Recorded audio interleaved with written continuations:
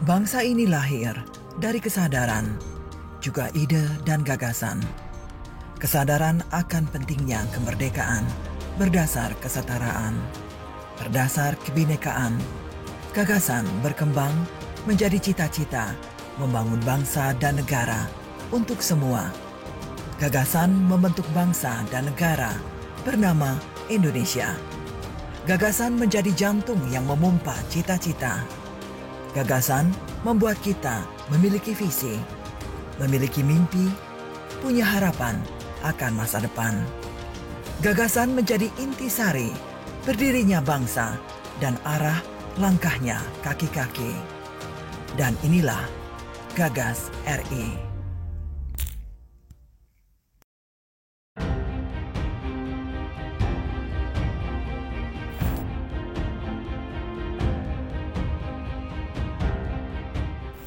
Tugas utama diplomasi adalah membuka jalan dan akses terhadap komitmen penyediaan vaksin.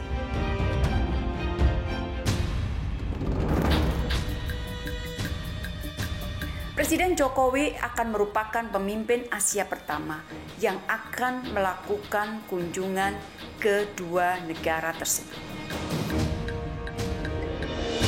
Karena perang dan dampaknya dirasakan oleh semua negara, terutama negara berkembang dan negara dengan penghasilan rendah, dan terus mendorong spirit perdamaian. Kepemimpinan Indonesia mampu menjadikan G20 tetap utuh, dapat bekerja, dan menghasilkan banyak kerjasama konkret yang bermanfaat bagi dunia, termasuk bagi negara-negara berkembang. Sekali lagi saya mendesak anggota Dewan Keamanan untuk segera menghentikan ketakutan yang setiap hari dihadapi oleh warga Palestina di Gaza dan juga di tepi barat. Assalamualaikum warahmatullahi wabarakatuh. Salam sejahtera untuk kita semuanya. Om Swastiastu, Namo Buddhaya, salam kebajikan, Rahayu, Rahayu. Kita sedang hidup dalam dunia yang tunggang langgang. Situasi dunia berubah sedemikian cepat dan tak pernah terbayangkan sebelumnya. Jauh-jauh hari, filsuf Jerman Karl Jaspers meramalkan terjadinya satu zaman perubahan yang ditandai dengan pergolakan dan ketidakpastian. Situasi ketidakpastian itu terbukti pada dunia yang tunggang langgang dalam menghadapi gelombang besar pandemi COVID-19 yang membunuh jutaan manusia hanya dalam rentang waktu tahun 2020 hingga 2021. Saat dampak kemanusiaan, ekonomi, psikologi hingga geopolitik dari COVID-19 masih begitu terasa dalam kehidupan kemanusiaan global, tiba-tiba dunia kembali bergejolak dan tunggang langgang. Pertama pada tahun 2022 ketika Rusia melancarkan perang terbesar di Eropa sejak akhir Perang Dunia II. Dan kedua ketika Israel melancarkan kekejaman yang begitu brutal terhadap rakyat Palestina selama lebih dari 70 tahun.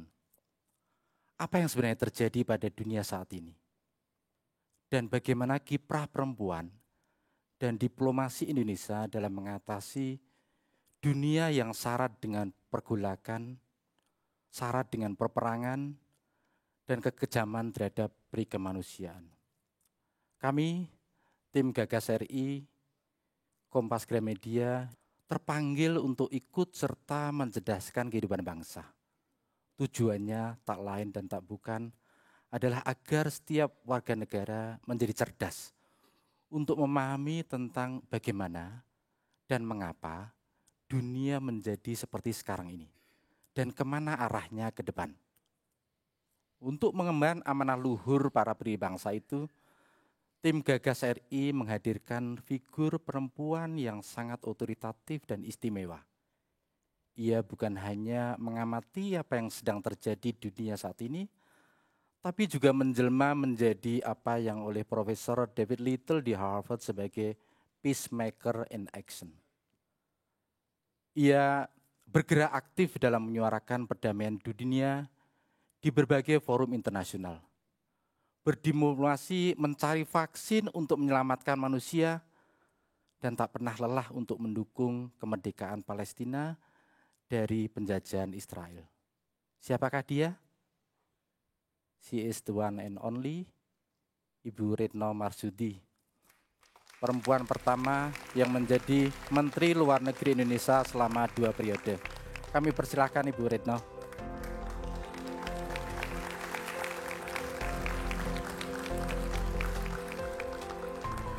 Selamat malam para pemirsa Kompas TV.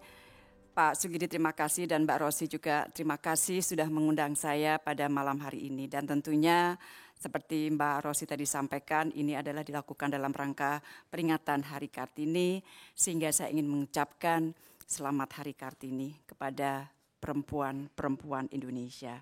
Dan harapan saya semoga api semangat perjuangan Kartini terus membara, menginspirasi kaum perempuan Indonesia untuk terus maju dan membantu perempuan lainnya. Saya selalu sampaikan, never give up. Jangan pernah menyerah. Jatuh, bangun lagi, jatuh, bangun lagi. Jangan pernah menyerah. Saya ingin mulai dengan menggambarkan situasi dunia saat ini dan bagaimana Indonesia menghadapi situasi tersebut. Dunia saat ini, Pak Sugidi tadi sudah menyampaikan, sedang tidak baik-baik saja. Banyak tantangan dan tantangan ini multidimensi, multitrack. Moderator sudah mengatakan COVID-19, very unprecedented, belum pernah dialami oleh dunia. Sehingga dunia gagap dalam menanggulanginya. Belum selesai COVID, 2022, perang di Ukraina. Dan pasti kita semua ingat bahwa di saat itu Indonesia memegang presidensi G20. 2023, dampak perang Ukraina dan COVID-19 masih dirasakan oleh seluruh dunia. Dan teman-teman juga pasti ingat, di saat itu Indonesia memegang keketuaan ASEAN. Oktober 2023, Perang Gaza mulai pecah. Israel mengatakan apa yang dilakukan di Gaza adalah reaksi dari serangan Hamas pada tanggal 7 Oktober. Namun Israel lupa kekejaman, atrocities, ketidakadilan yang dilakukan terhadap bangsa Palestina sudah berlangsung lebih dari 70 tahun tanpa henti dan semakin buruk. 2024, situasi Gaza semakin memburuk. Dan per saat ini sudah lebih dari 34.000 orang meninggal dunia. Dan perang di Gaza semakin menunjukkan bahwa hukum internasional tidak dijalankan. Double standard diberlakukan oleh negara-negara besar. Ketidakadilan di dunia ini dilestarikan. Dan PBB karena ada kekuatan veto menjadi tidak dapat bekerja secara maksimal. Saya ingin coba masuk satu persatu ke tantangan yang dihadapi dan bagaimana Indonesia memainkan perannya. Pertama saya mulai dengan COVID-19. Tadi saya sampaikan semua negara tergagap karena serangan virus COVID-19. Jangan dibayangkan bahwa di dalam menangani masalah penyakit ini, ketegangan geopolitik kemudian mereda. Jadi ada COVID-nya, ada virusnya, ketegangan politiknya juga ikut main. Di titik itu, Ibu Bapak, teman-teman, Kementerian Luar Negeri langsung melakukan adjustment besar-besaran. Dan kita membentuk satu gugus tugas. Gugus kerja yang khusus menangani penanganan COVID-19. Diplomasi kesehatan kita kedepankan. Jadi di saat itu, di titik itu, teman-teman, semua aset dan mesin diplomasi Indonesia digerakkan untuk mendukung upaya Indonesia di dalam menangani COVID-19. Jangan lupa kita memiliki penduduk lebih dari 270 juta. Tidak mudah untuk mengatasi sebuah krisis di negara dengan penduduk yang sangat besar seperti Indonesia. Dari apa yang kita lakukan, hasilnya singkat kata, Indonesia dapat mengatasi pandemi dengan baik dan bahkan dijadikan salah satu contoh oleh Dirjen WHO. Dan Indonesia dapat mengamankan lebih dari 516 juta dosis COVID, di mana lebih dari 1/4-nya dapat kita peroleh secara gratis. Sehingga tentunya ini dapat menghemat APBN kita. Itu perjuangan kita untuk menangani COVID di Indonesia. Tetapi di dalam hidup bersama dengan negara dunia, tentunya kita tidak memikirkan diri kita sendiri. Kita juga memikirkan dunia, terutama adalah negara-negara dari selatan. Oleh karena itu, Indonesia berkontribusi kepada dunia. Saya duduk sebagai salah satu ketua dari COVAX AMC Engagement Group atau sering disebut COVAX AMC EG. Ini adalah sebuah grup yang berusaha untuk mensecure vaksin untuk kemudian diberikan kepada negara-negara berkembang. Sehingga distribusi vaksin bisa lebih adil. Tentunya dalam hal ini kita bekerja sama juga dengan negara-negara maju. Intinya kita juga memikirkan negara lain. Dan di tengah konektivitas yang terhenti sama sekali pada saat itu, tentunya semua kita ingat. Saya tetap harus bergerak, mencari vaksin, dan ini sama sekali bukan sebuah exercise yang mudah. Dan ditambah lagi, di saat yang sama, kita harus melakukan repatriasi bagi para WNI yang tiba-tiba terhenti pekerjaannya. Misalnya seperti para WNI yang bekerja di kapal-kapal wisata. Tiba-tiba dia harus berhenti. Dan kami, pemerintah Indonesia, harus membawa mereka pulang ke Indonesia di tengah tidak ada sama sekali konektivitas. Dapat dibayangkan betapa rumitnya situasi saat itu. Dan oleh Bapak Presiden saya juga diberi tugas untuk mengamankan tidak hanya vaksin, tetapi juga alat-alat kesehatan lainnya seperti APD dan lain-lain. Saya masih ingat untuk APD saja, APD yang pertama yang diperoleh Indonesia saat itu 110.000 dan memerlukan waktu 3 hari bagi saya untuk melakukan negosiasi. Di tengah dokter, tenaga medis sudah mulai jatuh satu persatu. Nah, Ibu Bapak, dampak COVID-19 tidak hanya pada masalah kesehatan, termasuk naiknya angka mental health, tetapi juga pada ekonomi, mengingat rantai pasok perdagangan sangat terganggu karena semua pergerakan manusia dibatasi. Jadi itu hal pertama cerita mengenai COVID-19. Hal kedua yang ingin saya sampaikan adalah mengenai perang di Ukraina. Saya ingin menekankan prinsip kita dulu, yaitu bahwa kedaulatan dan integritas wilayah negara lain harus dihormati. Dan ini adalah prinsip yang tidak dapat ditawar.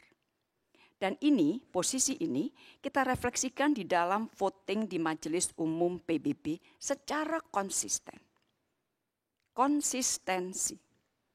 Dan kalau dilihat dari sisi geografis, Kita mungkin berpikir bahwa letak Indonesia kan jauh dari wilayah konflik. Tetapi dampaknya semua negara terkena imbasnya. Kenapa? Lagi-lagi ini adalah masalah rantai pasok, terutama pada saat itu gandum dan pupuk.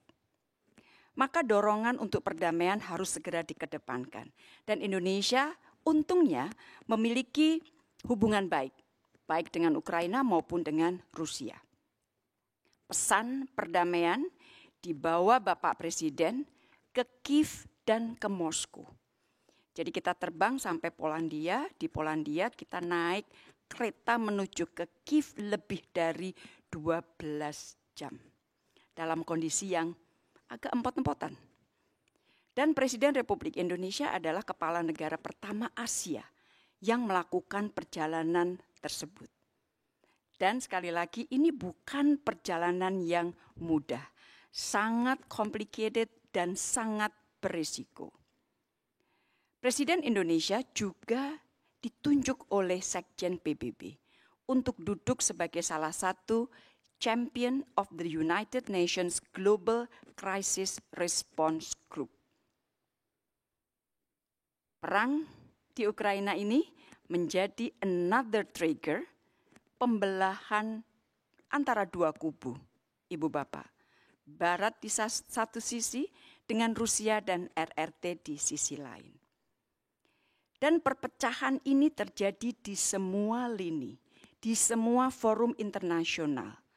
Tajam sekali dengan satu tujuan pada saat itu. Barat ingin mengeluarkan dan memberi sanksi sebanyak mungkin kepada Rusia. Situasi seperti inilah yang terjadi di G20, di mana Indonesia sedang memegang presidensinya. Februari 2022, perang mulai terjadi. Maret 2022, 1 bulan setelah itu, situasi perpecahan sudah sangat tebal dan sangat mengancam G20, kerja G20. Dan di saat itu, Ibu Bapak, semua pihak pesimis. Pesimisnya enggak cuma tipis, tapi tebal. Semua pihak pesimis bahwa Indonesia dapat mengendalikan situasi perpecahan di G20. Dan tekanan agar Rusia dikeluarkan dari G20 juga ada. Disinilah kita kemudian merasa setelah kita berusaha jembatani ini itu banyak sekali yang kita lakukan, kita merasa bahwa Indonesia dihormati dan dipercaya. G20 mendengarkan apa kata Indonesia, menghormati kepemimpinan Indonesia. Dan di titik itu, saya harus melakukan shuttle diplomasi. Saya kunjungi hampir semua capitals dari negara-negara anggota G20. Dan tidak terhitung intensitas komunikasi diplomatik yang harus saya lakukan, yang harus dilakukan Indonesia pada saat itu. Belum lagi kesulitan yang dihadapi juga pada saat dilangsungkan negosiasi yang dilakukan secara maraton. Jadi singkat kata, investasi politik luar negeri Indonesia yang telah dijalankan saat ini, selama ini, alhamdulillah membuahkan hasil yang sangat luar biasa. G20 dapat bekerja dan menghasilkan deliverables yang konkret. Dan sekaligus menegaskan, dan ini sangat penting sekali, bahwa negara dari the Global South juga mampu memimpin dunia. Itu cerita yang kedua. Cerita ketiga mengenai Gaza. Ibu Bapak, dunia berhutang kepada bangsa Palestina. Dunia belum dapat memerdekakan bangsa Palestina yang terus dijajah oleh Israel. Dunia tidak dapat berbuat banyak melihat kekejaman Israel terhadap Palestina. Salah satu penyebabnya tadi sudah saya sebutkan, lumpuhnya Dewan Keamanan PBB karena adanya hak veto. Bayangkan pada saat hampir semua negara anggota PBB mendukung keanggotaan Palestina di PBB, semua runtuh karena veto dari satu negara. Apakah ini dinamakan demokrasi? Bukannya demokrasi adalah menghormati suara mayoritas. Bayangkan juga di tengah kekejaman Israel terhadap Palestina, justru dukungan militer terhadap Israel terus diberikan. Dan di saat yang sama, bantuan kemanusiaan untuk badan PBB yang mengurus pengungsi Palestina, UNRWA, dihentikan. Ini bentuk ketidakadilan dunia yang paling tebal. Pertanyaannya adalah, di mana Indonesia berposisi? Posisi Indonesia sangat jelas. Amanah konstitusi mendukung kemerdekaan Palestina. Indonesia selalu berada di garis depan membantu Palestina memperjuangkan hak-haknya secara konsisten. Beberapa negara memutuskan menormalisasi hubungan dengan Israel sebelum Palestina merdeka dengan alasan agar mereka dapat bicara secara langsung kepada Israel. Does it work? Not at all. Not at all. Oleh karena itu, kita melihat bahwa normalisasi oleh mereka dipertimbangkan atau didasarkan pada pertimbangan transaksional, bukan pada prinsip dan bukan untuk membela prinsip. Dan Indonesia termasuk satu dari 8 negara OKI yang mendapatkan mandat dari para leaders OKI agar berada di depan membela Palestina. Secara kemanusiaan, bantuan terus kita berikan baik melalui darat maupun udara. Mengenai normalisasi, ini banyak sekali pertanyaan. Kita tidak menutup pintu normalisasi. Namun, ada syaratnya. Palestina merdeka dan two-state solution terwujud. Perlu saya tambahkan bahwa sebelum isu Gaza memanas, dampak perang Ukraina juga sangat terasa selama keketuaan Indonesia di ASEAN. Tadi sudah saya sebutkan. Alhamdulillah, singkat cerita, keketuaan ASEAN dapat kita jalankan dengan baik. Dan kalau kita ingat 2022, jadi setahun sebelumnya, East Asia Summit atau EAS gagal mengadopsi deklarasi karena perbedaan yang tidak dapat dijembatani, maka di bawah keketuaan Indonesia 2023, EAS dapat menghasilkan deklarasi. Apakah mudah? Sama sekali tidak mudah. Dan memerlukan akrobat diplomatik yang sangat luar biasa. Sekali lagi, investasi politik luar negeri kita yang kita tanam bertahun-tahun sangat bermanfaat. Sangat membantu penyelesaian tantangan yang dihadapi Indonesia. Bagian terakhir, saya ingin sampaikan lesson learned dari cerita saya ini tadi. Apa yang dapat kita petik dari semua cerita dan tantangan yang kita hadapi dan alhamdulillah dapat kita selesaikan. Pertama, bertemanlah dengan sebanyak mungkin pihak. Pengalaman profesi saya, hubungan pertemanan sangat membantu menyelesaikan masalah. Lesson learned kedua, dalam hidup kita harus memiliki prinsip dan jangan terjebak pada transaksi jangka pendek. Kita harus memiliki long-term purposes. Karena long-term purposes ini akan menjadi koridor pergerakan kebijakan kita. Kita akan dihormati ibu bapak karena kita memiliki prinsip. Kalau kita tidak memiliki prinsip, maka kita akan mudah sekali ditawar. Dan pada akhirnya, kalau bahasa sininya, kita akan dikacangin terus. Jadi prinsip matters. Tapi bukan berarti kita kaku ya, kita fleksibel. Tetapi when it comes to prinsip, maka kita harus teguh memegangnya. Ketiga, jangan pernah gentar akan ancaman atau gertakan pihak lain. Indonesia berteman dengan siapa saja, namun di saat yang sama, kita tidak boleh didikte oleh siapapun. Keempat, banggalah menjadi perempuan. Ini masuk kepada perempuan. And I really mean it. Talenta yang diberikan Tuhan kepada perempuan banyak sekali. Dan teman-teman, talenta-talenta tersebut saya pakai semaksimal mungkin untuk mendukung profesi saya sebagai diplomat. And it works very well. Siapa yang bilang perempuan gampang digertak? Itu salah. Saya digertak oleh negara-negara besar, tapi saya nggak pernah surut. Saya tetap maju terus dengan prinsip Indonesia. Siapa bilang perempuan gampang ditekan? Itu juga salah. Sebelum kita digertak, bisa-bisa kita lebih dulu menggertak mereka. Dan siapa bilang endurance perempuan terhadap tekanan sangat tipis atau sangat kecil sehingga mudah menyerah? Itu juga salah.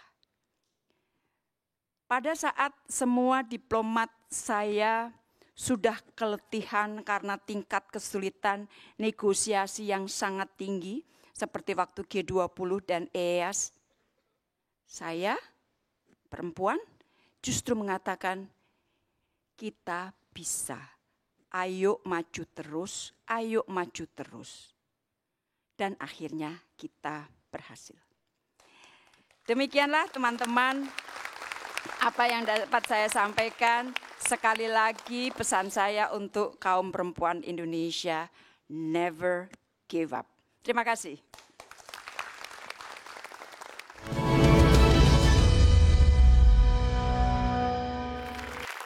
Terima kasih Ibu Retno atas pidato yang inspiratif dan mencerahkan. Kita belajar banyak dari Ibu Retno, terutama terkait dengan keteguhan dalam prinsip. Itu yang mengingatkan saya pada almarhum Bapak Jakob Utama yang memberikan satu pelajaran penting kepada keluarga besar Kompas Gramedia untuk selalu teguh dalam prinsip moral yang ideal, tetapi lentur dalam cara. Dari Ibu Retno, kita belajar tentang keteguhan dalam prinsip, tetapi lembut dan santun dalam bertutur kata. Di balik keteguhan prinsip dan kesantunan dan kelembutan seorang perempuan Jawa, Ibu Retno menyimpan satu keberanian, satu moral courage, keberanian moral untuk selalu menyuarakan perdamaian dunia, baik melalui forum PBB dan juga terutama menyuarakan amanah pendiri bangsa untuk turut serta menciptakan perdamaian dunia. Kegigihan Ibu Retno dalam membela bangsa Palestina dari kekejaman Israel adalah contoh bagaimana Ibu Retno menjiwai amanah dari Ibu dan Bapak pendiri bangsa, bahwa kemerdekaan adalah hak setiap bangsa dan kedaulatan harus dijaga dengan sekuat tenaga. Terima kasih kepada Ibu Retno. Kami undang kembali Ibu Retno ke panggung.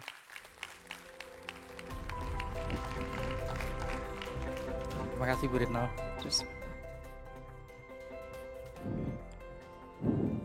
Pada Gagas RI episode ke-8 ini kita ditemani oleh dua perempuan muda dan hebat. Pertama, Mbak Mia Krishna Anggraini, Direktur SDM dan Penunjang Bisnis PT Pertamina Patraniaga. Terima kasih Bu Mia telah ikut meluangkan waktu untuk bertukar pikiran tentang kiprah perempuan dan diplomasi Indonesia untuk dunia. Dan yang kedua adalah Dr. Dina Prapto Raharjo, seorang pengamat politik internasional dan memperoleh doktor dari Ohio State University di bawah bimbingan Bill Liddell. Saya ingin memulai dengan Ibu Mia untuk berbagi pikiran, tanggapan kepada Mbak Mia, kami persilahkan. Terima kasih. Selamat malam yang saya hormati Bu Retno dan Pak Sukidi dan Bapak Ibu yang hadir di sini. Pendapat saya terhadap peran perempuan di kancah internasional 100% sama dengan Bu Retno, bahwa kita bisa meningkatkan peran perempuan di kancah internasional karena memang sudah nampak banyak sekali perempuan Indonesia yang luar biasa, termasuk di sektor energi. Karena dari Pertamina kami mengawal sektor energi yang sangat berperan terhadap kemajuan ekonomi suatu bangsa. Yang dapat saya sampaikan adalah pada saat seorang perempuan memimpin sektor energi, di mana ini adalah sektor yang male dominated, maka seluruh challenges yang tadi Ibu sampaikan itu menjadi satu hal yang tidak hanya melengkapi apa yang kami hadapi, tapi juga bagaimana kompetensi teknis dari seorang perempuan itu juga harus mampu dibuktikan. Yang ada saat ini adalah jumlah perempuan di sektor energi di Indonesia, seperti halnya di Pertamina, itu masih di bawah jumlah perempuan rata-rata di sektor energi dunia. Kalau perusahaan-perusahaan maju itu sekitar 30% itu adalah perempuan pekerjanya, dan sekitar 20% dari leaders itu adalah perempuan, maka di Indonesia, khususnya di Pertamina, pekerja perempuan itu hanya 18%. Dan pekerja yang leaders yang perempuan itu hanya 16%, jadi masih di bawah rata-rata. Ini diawali dengan memang edukasi di bidang teknologi. Ini masih banyak dipengaruhi oleh gender stereotyping dan gender bias. Jadi hanya 35% perempuan yang tertarik untuk mengambil bidang teknologi. Dan 50% perempuan justru beranggapan bahwa tidak cocok seorang perempuan bekerja di bidang teknologi. Nah, gender stereotyping dan gender bias ini yang juga masih menjadi PR bagi kita bersama-sama, tidak hanya tadi yang Ibu sampaikan, masalah leadership, punya prinsip dan lain sebagainya. Dan yang paling penting pada saat kita berbicara edukasi adalah memberikan harapan bahwa once kita punya perempuan-perempuan yang sudah punya kapabilitas, akan ada kesempatan bagi mereka untuk leading, mewujudkan apa yang menjadi aspirasinya berdasarkan kompetensi yang dia miliki tadi. Nah, ini yang luar biasa, Pak Presiden sudah berkomitmen bahwa Indonesia 30% perempuan harus ada di sektor bisnis dan policy maker. Dan Menteri BUMN Pak Erick Thohir juga sudah berkomitmen bahkan menjadi key performance indicator bagi fungsi SDM di seluruh BUMN, bahwa 25% direksi di 2024 ini harus perempuan. Dengan edukasi yang baik dan adanya komitmen kebijakan untuk memberikan kesempatan kepada perempuan, saya yakin akan muncul perempuan-perempuan hebat di sektor energi di Indonesia yang akan mampu memainkan peran yang signifikan di kancah internasional. Demikian Pak, terima kasih. Terima kasih, silahkan Ibu Retno. Bu Mia tadi menyampaikan share bagaimana perempuan hidup di dalam sebuah profesi yang male dominated. Sebenarnya ini sama Pak Sugidi dengan profesi saya. Saya ingat waktu saya masuk ke Kemlu 85-86. Ada sebuah kegamangan karena pada saat itu sangat kental orang mengatakan bahwa dunia diplomasi adalah dunia laki-laki. Gak pas buat perempuan menjadi diplomat. Kamu akan pindah, pekerjaan kamu tidak dibatasi oleh ruang, waktu, dan sebagainya. Tapi akhirnya saya memutuskan untuk terus meraih mimpi saya sebagai diplomat, dan saya sudah sering mengatakan ini kepada publik, I was nobody. Saya bukan siapa-siapa, saya bukan anaknya siapa-siapa. Bapak ibu saya yang kenal paling se-RT. Gak ada yang kenal orang tua saya. Tetapi saya ingin menjadi diplomat dan pada saat itu keluarga saya mendukung. Nah, jadi dengan kerja keras, paling tidak ada 4 hal yang dapat membawa perempuan untuk dapat setara dengan laki-laki. Pertama, determinasi dari kita sendiri, kaum perempuan. Harus ada. Dan tantangannya mungkin 2-3 kali lipat dari laki-laki. Apalagi hidup di profesi yang didominasi oleh laki-laki. Yang kedua, dukungan dari keluarga. Ini penting sekali. Saya tidak mungkin menjadi seperti sekarang ini kalau keluarga saya tidak mendukung saya. Bapak, ibu saya, suami saya, anak-anak saya, semua mendukung. Yang ketiga, masyarakat.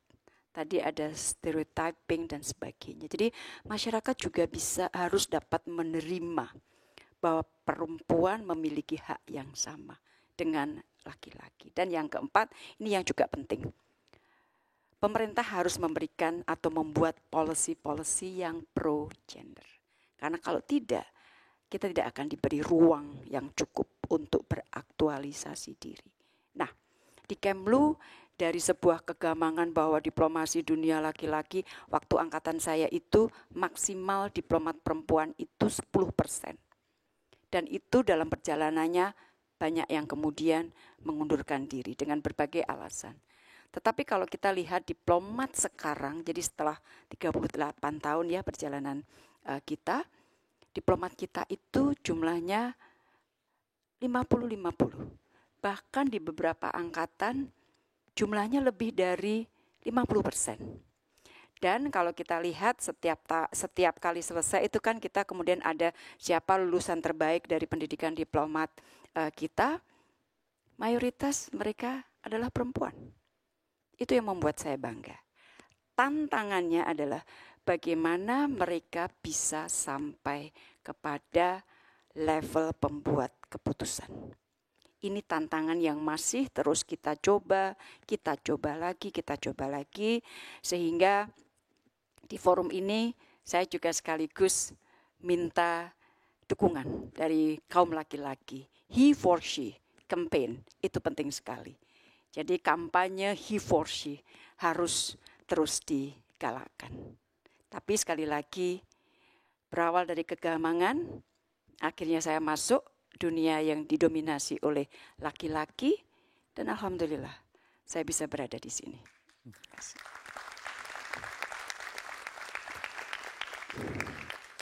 Luar biasa, inspiratif. Cerita Ibu Retno mengingatkan saya pada pesan seorang simbok. Karno, cintailah ibumu. Cintailah rakyat kecil dan cintailah sesama manusia. Itulah pesan Pok Sarinah kepada Bung Karno ketika masih kecil. Dan dari pesan seorang pembantu rumah tangga yang akhirnya menjadi keluarga Bung Karno, dianggap sebagai keluarga, Bung Karno memuliakan seorang perempuan.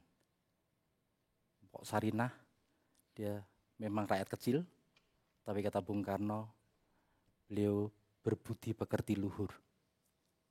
Dan Ibu Sarinah inilah yang membentuk karakter Bung Karno untuk mencintai dan memuliakan perempuan, untuk mencintai rakyat kecil, dan untuk mencintai sesama manusia.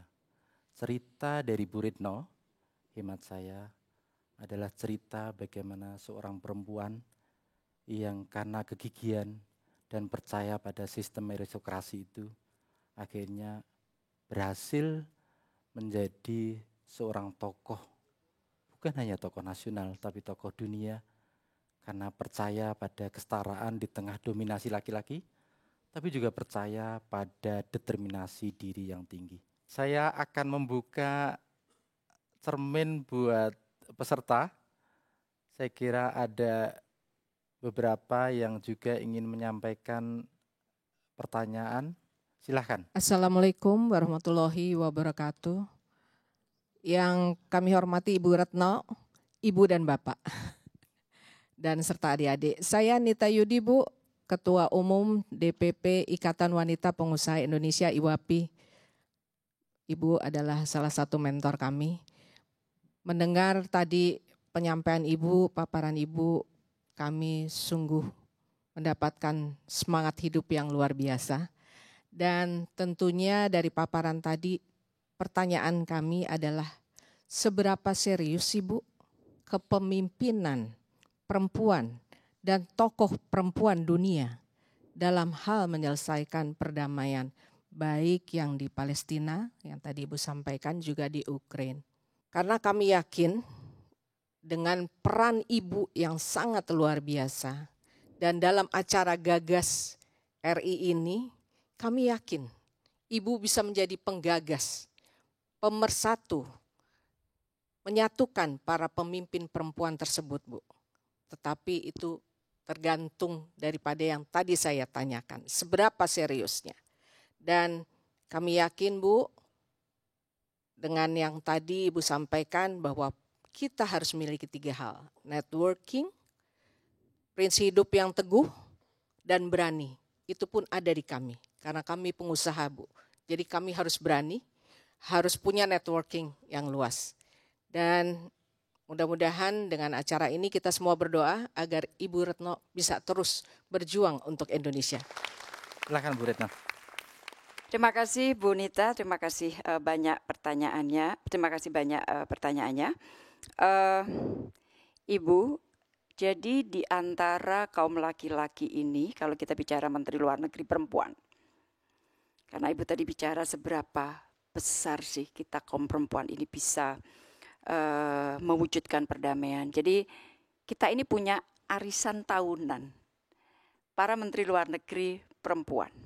Jumlahnya pasang surut, kadang sampai 26, kadang turun, tambah lagi dan sebagainya.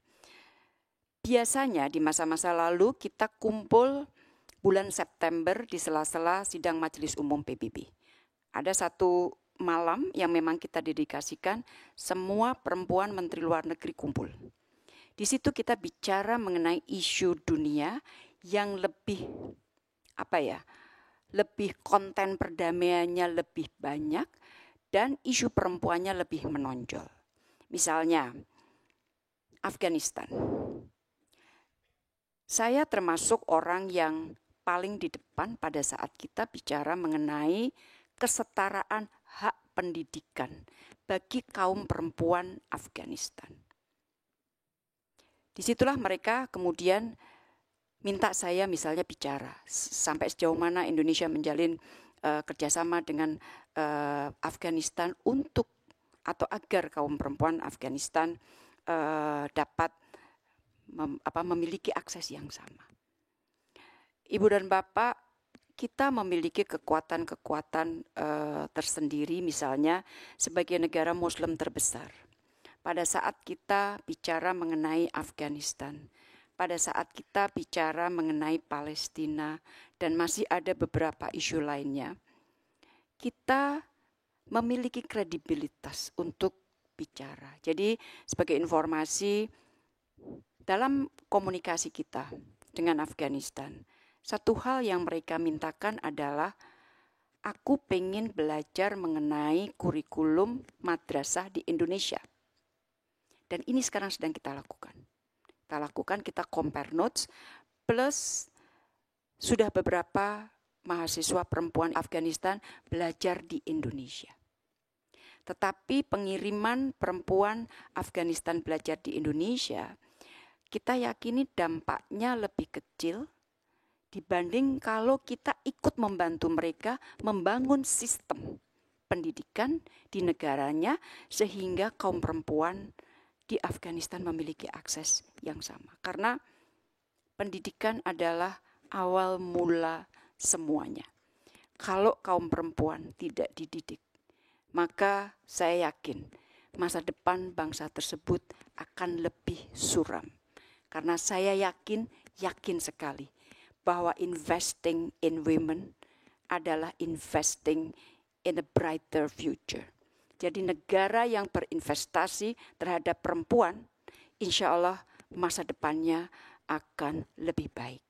Dan sekali lagi Ibu, kita kaum perempuan, kita harus saling membantu.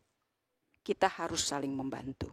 Karena kita banyak sekali juga mendengar kaum perempuan juga saling bersaing yang kurang sehat, dan don't do that. Karena bagaimana mitra kita laki-laki akan membantu kita atau mendukung kita kalau kita tidak mendukung satu sama lain. Jadi sekali lagi kepemimpinan secara kolektif kaum perempuan penting sekali untuk mengubah dunia menjadi lebih baik.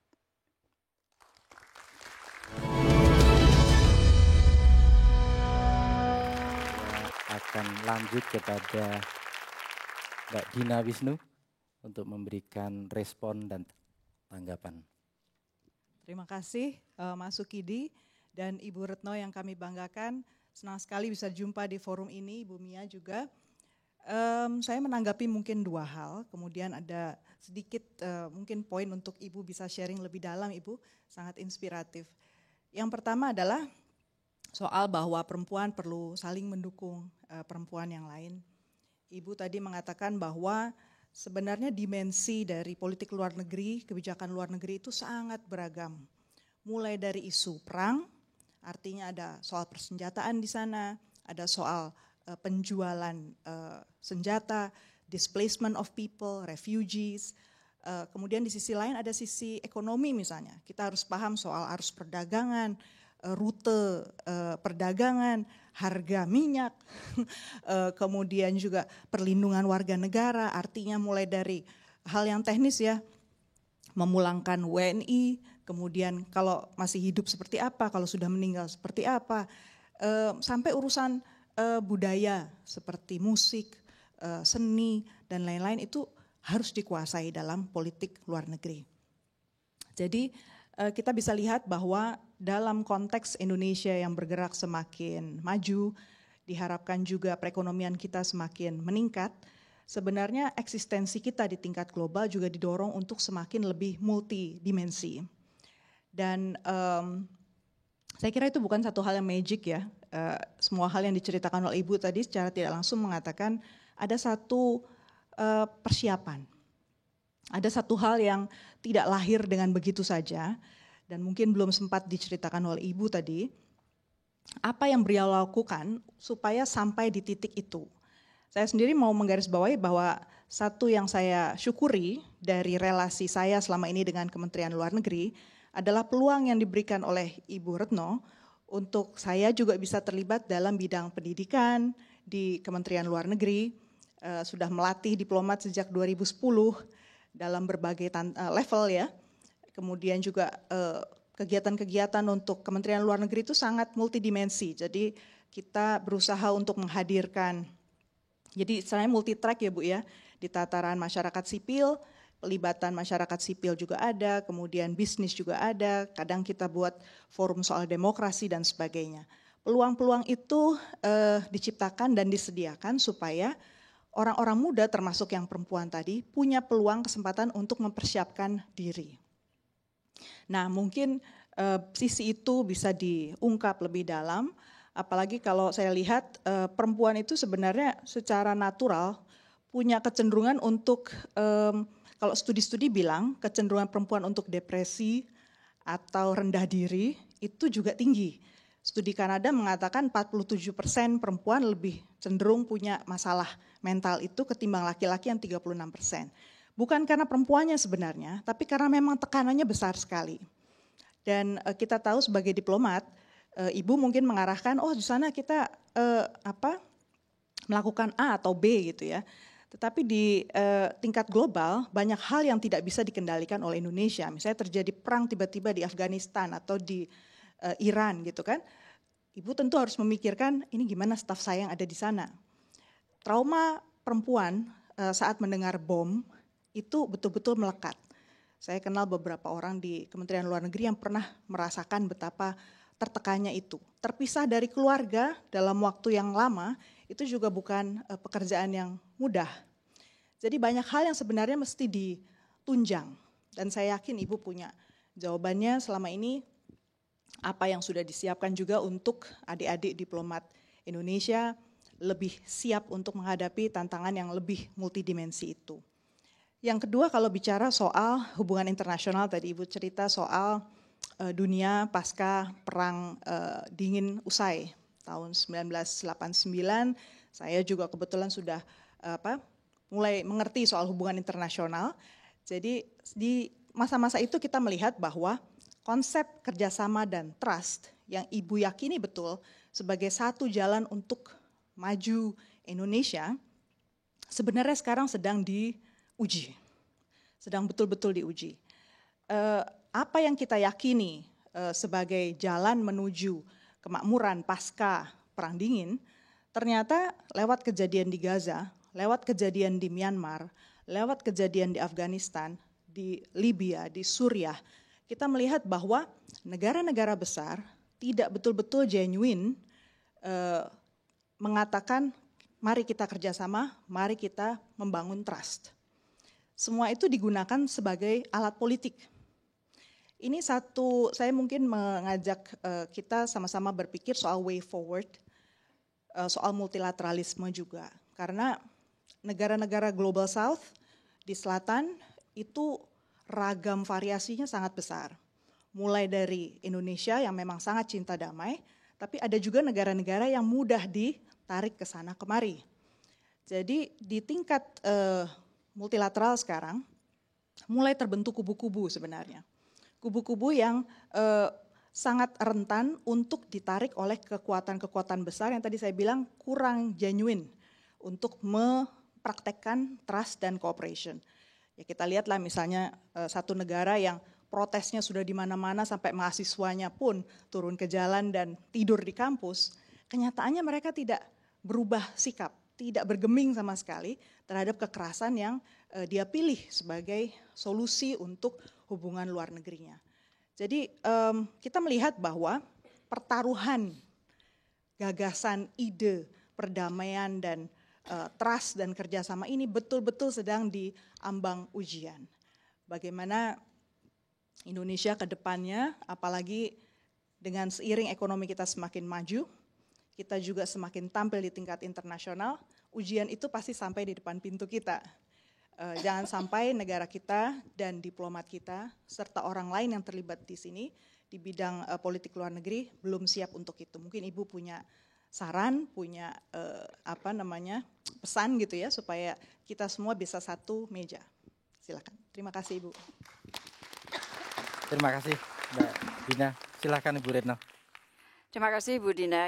Beliau ini adalah salah satu expert hubungan internasional dan kita banyak sekali dibantu oleh beliau. Beliau tadi mengatakan bahwa diplomasi itu multi track. Diplomasi memang tidak dapat hanya dilakukan oleh para diplomat karir, diplomat profesional, tetapi memang harus dibantu oleh semua anak bangsa memiliki kontribusi yang banyak dari akademisi, para ahli hubungan internasional, LSM dan sebagainya, semua memiliki kontribusi terhadap pelaksanaan diplomasi Indonesia. Nah, tadi Bu Dina mengatakan tekanan terhadap perempuan, terutama di wilayah-wilayah konflik, dampaknya lebih besar, depresi dan sebagainya.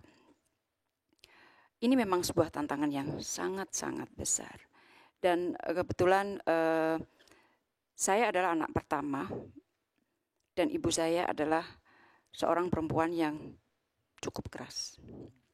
Pada saat saya kecil, ibu saya selalu mengatakan, kamu jangan pernah takut dengan siapapun ya Mbak. Karena saya anak pertama dipanggil Mbak. Kamu jangan pernah takut sama siapapun. Hanya satu yang kamu harus takuti, yaitu Gusti Allah, Tuhan. Jadi saya tidak cerita mengenai daerah konflik yang memberikan imbas yang cukup besar. Tetapi di dalam perjalanan kita menjalankan profesi kita, tekanan itu luar biasa. Tekanan itu luar biasa. Dan saya selalu kembali ingat ibu saya.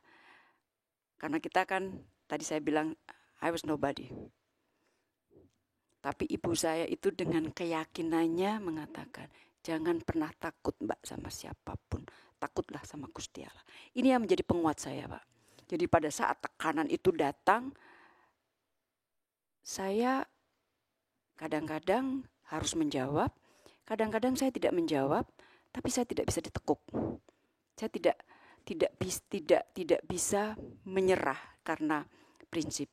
Teman-teman bisa bayangkan bergaul di dunia, rata-rata negara-negara barat terutama itu kan tinggi-tinggi.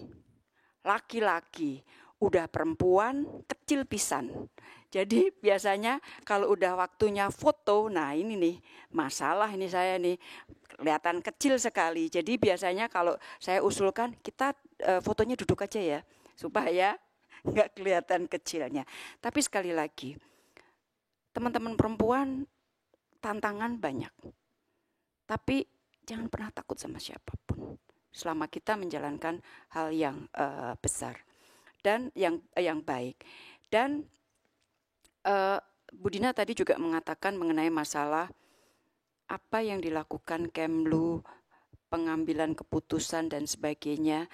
Jadi alhamdulillah Kementerian Luar Negeri ini adalah kementerian yang termasuk yang pertama melakukan reformasi. Bu Dina tahu persis. Jadi sebelum yang lain bicara reformasi, Kementerian Luar Negeri, Pak Hasan Wirayuda, sudah melakukan reformasi di Kemlu. Dan beliau membuka ruang seluas-luasnya kepada siapapun. Itulah yang menghantarkan saya, bisa dibayangkan di saat itu, 2001, usia saya waktu itu masih 38, dengan proses pengayakan yang transparan, akhirnya seorang yang nobody ini, perempuan pisan, di usia 38, dia bisa menjadi direktur. Dan perempuan yang nobody ini, di usia 42 tahun, dia sudah menjadi duta besar. Dan itulah hutang saya kepada Kemlu. Jadi sejak saat itu kita semua memiliki komitmen bahwa openness, transparansi, itu harus dipelihara. Karena kalau tidak, maka yang jadi yang bisa masuk itu kalau dulu kan ingat KTBDC. Waktu saya masuk pertama kali ke Kemlu, saya selalu ditanya, kamu anaknya siapa? Tak sebut nama bapakku ya nggak kenal lah. Nggak kenal orang. Tadi saya bilang bapak saya dikenal ya RT aja kenal. Tapi karena itulah kita semuanya berhutang. Dan saya selalu mengatakan semakin kecil orang, proteksi negara terhadap orang tersebut harus semakin besar. Dan karena latar belakang saya yang nobody ini, Ibu Bapak, kalau sudah menyangkut proteksi WNI, itu saya lari paling depan. Karena saya tahu, saya pernah mengalami rasa-rasa seperti itu. Terus kemudian mengenai masalah substansi, Ibu Dina ahlinya mengatakan multilateralism sekarang sedang diuji. It's true. Dulu banyak sekali negara yang mengatakan kamu harus begini, kamu harus begini, kamu harus menghormati hukum internasional, human right dan sebagainya. Saya kemudian bertanya, where are you? Pada saat kita bicara Palestina. Apakah orang Palestina boleh dibunuh begitu saja? Itu hak hidup adalah hak yang paling mendasar. Apakah bangsa Palestina nilainya lebih rendah dari bangsa-bangsa lain? Jadi you have to walk the talk. Pada saat kita bicara, kita jalankan. Dan ini tidak mudah, teman-teman. Jadi pelajaran yang kita peroleh dari situasi carut-marut dunia sekarang ini adalah walk the talk. Jangan berteori.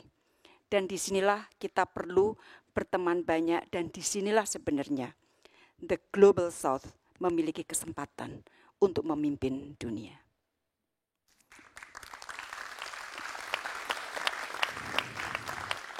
Terima kasih Bu Retno. Saya larut dalam pencerahan Ibu Retno. Terutama ada beberapa hal kecil tetapi sebenarnya mengandung makna yang begitu dalam. Kalau Bapak Ibu perhatikan, Ibu Retno selalu memulai dengan Ibu dan Bapak. Ini memberikan makna yang begitu dalam, yang sebenarnya terefleksikan pada para pendiri Republik ini, yang tidak seperti di Amerika, yang hanya terdiri the founding fathers, para bapak pendiri Amerika, tapi kita punya keunggulan, the founding mothers, ibu pendiri bangsa, yang tercermin pada dua perempuan yang terlibat dalam sidang BPUPK itu. Pertama Maria Ulfah, yang kedua Ibu Sukaptina. Jadi apa yang disampaikan Ibu Retno dalam pidato sejak awal sampai sekarang selalu mulai dengan Ibu dan Bapak, itu merefleksikan bahwa saatnya kita memulai dengan frase Ibu dan Bapak pendiri bangsa. Terima kasih Bu Retno. Masih ada dari penanya? Silakan. Baik, sebelumnya Assalamualaikum warahmatullahi wabarakatuh. Selamat malam Bapak, Ibu Retno. Sebelumnya perkenalkan, saya Clarissa Andarini. Saya mahasiswa hubungan internasional dari Universitas Pembangunan Nasional Veteran Jakarta. Saya merasa kalau misalkan tantangan sebagai seorang perempuan untuk dapat berkarir, apalagi untuk berkarir dalam ranah internasional itu sangat besar. Kita tidak hanya berhadapan dengan diri kita sendiri, namun kita juga berhadapan dengan lingkungan sekitar kita yang kerap kali meragukan bahwa apakah kita bisa sebagai perempuan untuk berkarir setinggi mungkin, memiliki mimpi yang besar seperti itu, Bu. Kemudian sebelumnya Ibu Retno tadi menyebutkan bahwa sulit bagi perempuan untuk turut andil dalam menentukan sebuah kebijakan. Nah, oleh karena itu saya ingin bertanya, sebenarnya seberapa besar peran perempuan dalam mengambil sebuah kebijakan dan apakah perempuan memiliki andil yang cukup besar dalam menentukan sebuah kebijakan, baik itu bersifat nasional maupun internasional. Terima kasih banyak Ibu. Terima kasih Bu Retno, silahkan. Pertanyaannya bagus sekali Mbak Clarissa. Pertama mengenai masalah pengambilan perempuan pada level pengambil keputusan. Jadi sebenarnya bukan sulit tapi tantangannya lebih besar. Tadi saya sampaikan bahwa diplomat itu sudah hampir 50-50%. Tantangannya adalah bagaimana 50% ini akan lanjut sampai pada level pembuat keputusan. Itu yang menjadi tantangan. Tetapi saya kaitkan dengan pertanyaan pertama. Kita bisa. Kita bisa dan never give up. Pokoknya kalau teman-teman perempuan udah ngerasa, waduh ini kayaknya aku nggak bisa nih ya, aku nggak bisa. Ingatlah cerita seorang Retno Marsudi. Nobody bukan siapa-siapa masuk ke dunia laki-laki agak ngeyel-ngeyel dikit, pada akhirnya kita bisa. Jadi sekali lagi kita bisa dan never give up. Di dalam dunia yang serba dinamikanya tinggi sekali. Ada satu, kalau boleh saya pesan kepada kaum perempuan Indonesia juga. Jangan lupa atau jangan pernah lelah berbuat baik. Karena perempuan adalah guru. Guru anak-anak, guru masyarakat. Dan kalau kaum perempuan kita tidak pernah lelah berbuat baik, insya Allah Indonesia akan menjadi baik. Makasih.